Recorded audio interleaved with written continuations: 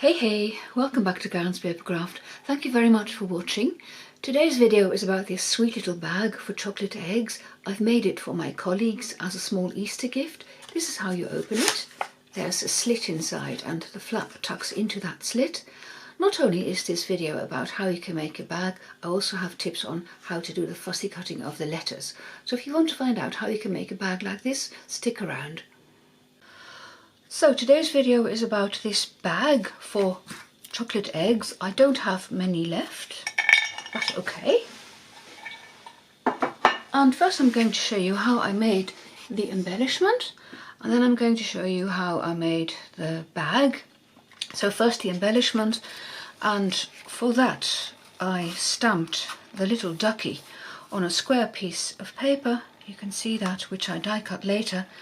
I stamped the sentiment Happy Easter, which I then fussy cut, and you can see I've put the tiniest pieces of... Does my camera focus? I think it's okay like that. Well, you can see there are the tiniest pieces of mini dimensionals on there, so I can stick it on in a minute.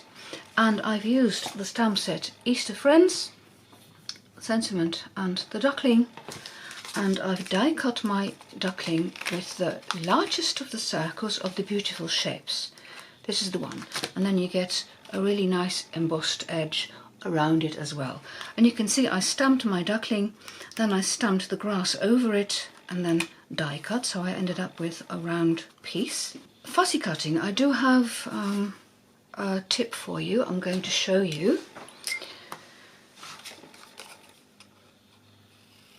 I cut each word separately. Now you don't want too much paper around it, and I start cutting where I expect it to be most difficult, and in this case that is around this stroke of the T, because I want to have enough paper to maneuver. With fussy cutting you don't move the hand that cuts, but you move the hand that holds the paper, and I'll show you. So I start cutting, and you see my right hand doesn't move at all, but with my left hand I maneuver the paper. And while manoeuvring, I'm cutting ever so slowly. Turn your paper. It's like parking a car. Well, there you have to steer like mad, but you don't hit the gas. So you move around. That's not very neat, Karen. Turn your paper. Here too, go in deep. Turn your paper. And every once in a while I just don't cut at all, I just move the paper in my scissors, and then I continue cutting. And there we go. So that's all there is to it. Now it doesn't look very neat like this, and I'll show you in a minute how you can overcome that as well. So here again I'm pushing from that end until I see the letters again, move around. This bit is a bit tricky. Move it around and finish it off, and if you end up with a pointy bit like I did here, you snip it off, that's all. You see, this is all wobbly now, and I promised to show you how to overcome that. I just take my silicone craft sheet. I've lost it there for a minute, and now with my bone folder I very gently push down on what I've cut, and it'll flatten again, and it's now ready for my little pieces of mini dimensionals.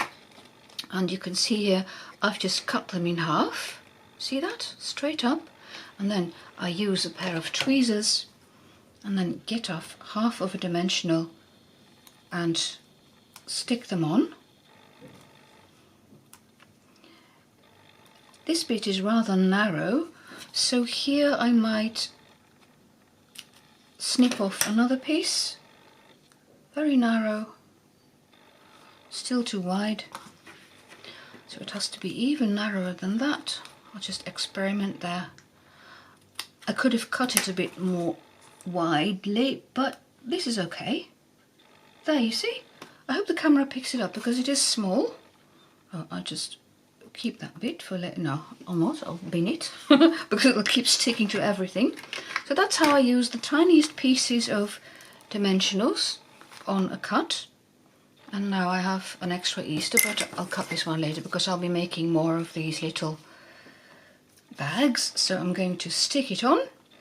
I start with the Easter.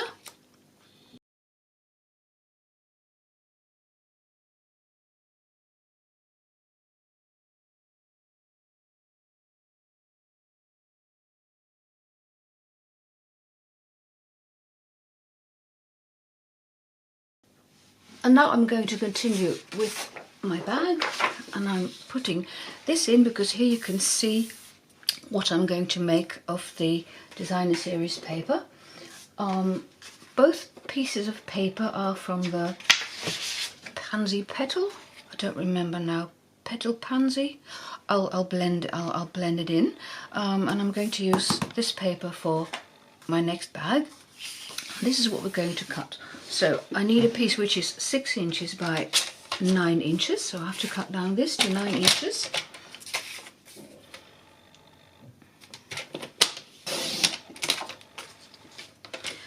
And then you're going to score this.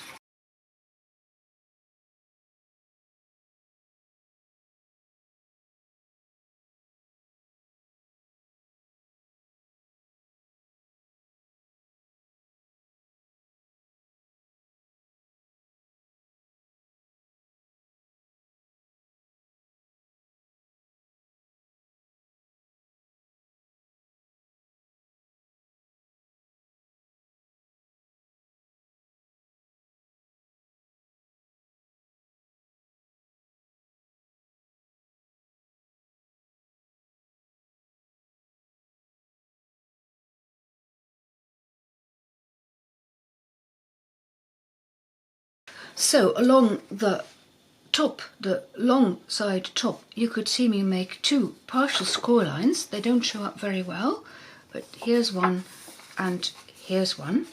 And for that, you score down to 4 1/4, and that's where I put some tape on my ruler, because you don't see this easily, the measurement with every kind of paper. The darker the paper, the more difficult it is to see. Now I'm going to fold what's going to be the top of my box. So here you have a narrow bit. I'll fold that first. So this is the side of the box, and this is going to be the top. So I'm going to fold this long score line. Then I'm going to make 1 snip to start with, because I want to use my trimmer again. Oh, hang on, I need to fold this one as well, and I see my score line better. So here along the top I'm going to cut. This is going to be the flap, that one. Now I'm folding back all of this, and I'm going to cut it off with my trimmer. It's easier than using your scissors.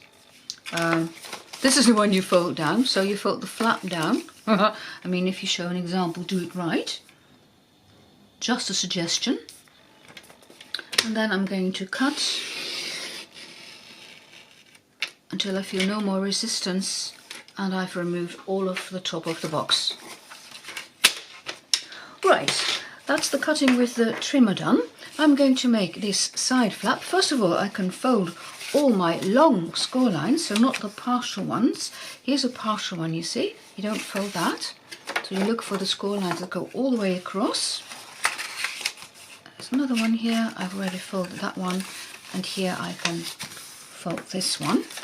And there's no need to fold that one. That is just for a measurement for the top of my box. Now I'm going to make this flap, so I can wedge this. And here too. And then this bit I can wedge as well. Then you get this corner, you see. Now here you cut up straight, and then you cut in at an angle, and then you've made that glue flap. These stay straight. Oh, there's no line there. I should have drawn a line there. I'll do it after all. And I'll put a picture of this on my blog so that you can look at it longer for easy reference. So here I'm cutting up again, and this one too, and then I can wedge these two, you see? So you cut in at an angle.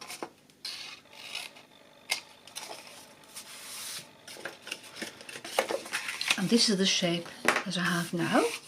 So I have the bottom and the side of the box. Now I'm going to make the top with that little flap sticking out, which I'm going to slide in later. And for that I've put these measurements on my grid paper. And if from the middle line you count 5.5, you get this halfway measurement of the width of the box.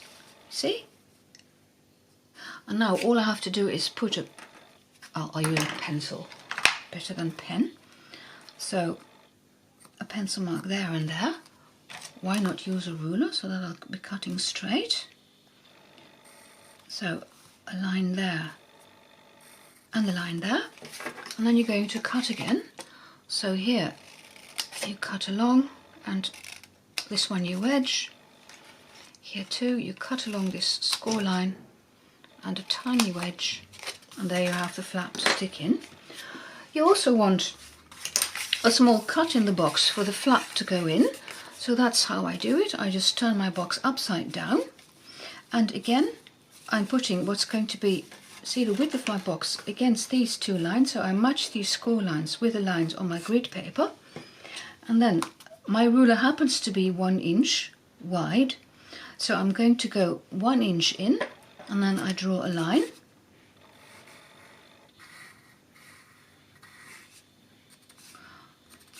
And with a craft knife I'm going to cut this. So you do need a cutting mat for that and a craft knife. And along this pencil line I just make a slit in the box.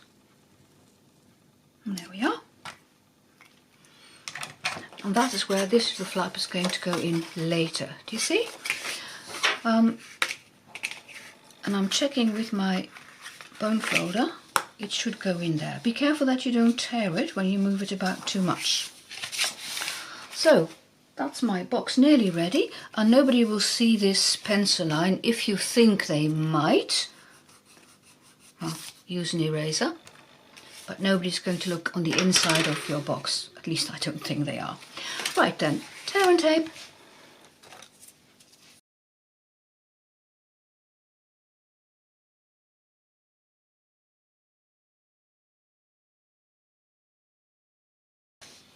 You can see where I've put the tear and tape on the outside, where the glue flap is going to be. On the inside, this is going to be the back flap, just the two there, and this is going to be the front flap in a U shape. So I'm folding my box over, and then I want a paper piercer. You remove the backing, fold your box. You may find it easier to attach the embellishments now. I'm going to do this. So I'm using dimensionals, but you have to make sure that you don't put any dimensionals towards the top, because that's what your flap needs, the space for it to be able to slide under. I can put my Easter over there, and I'm looking for my dimensionals. Do I have any big ones left? Not really, but I do have some of the edges left. See, when you take away all the dimensionals, there's some around the edges, and you can use those as dimensionals as well. So I'm going to cut those up, and I'm using this long one in the middle, checking that my tuck has its head towards the top, and I can put another one here towards the bottom. That should do it.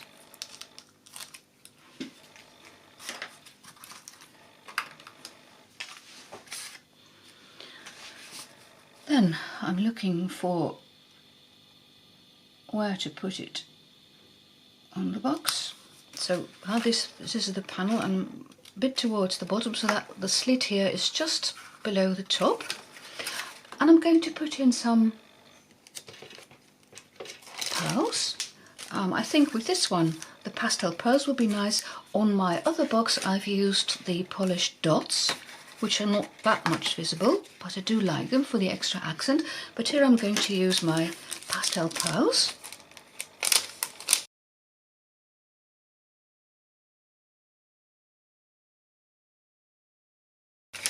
It's just easier to put them on now while your box is still flat. That's the only reason why I'm doing it. You could do it afterwards, and I'm using my bone folder to give them a good press. Now then, for the bottom of the bag, you remember the U shape and just the 2 strips of tear and tape. That's the one I'm going to adhere first, and I was looking for my paper piercer. So you remove the backing, and then from the sides I make sure that my flap aligns with the sides of the bag, and then you can do the front flap. It's very static at the moment. You should see my hair fly and sparks flying from my sweater when I undress at night in the dark. It's really amazing. Very dry conditions at the moment. So again, I'm pushing down. Now I use my bone folder to make sure that the bottom adheres well. Then you remember those 2 score lines that we put in. This is where I can pinch my box. Pinch it closed a bit, not too deep, not too far. Fold over this edge, and then you can slide it in. This may take some maneuvering the first time.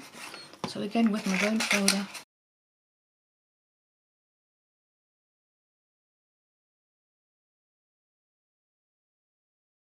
Ah, there we are. So as I said, the first time it's a bit trickier. And here you have a bag for some Easter eggs. Well, that's it for this week. Thank you very much for watching. See you next time. Bye bye.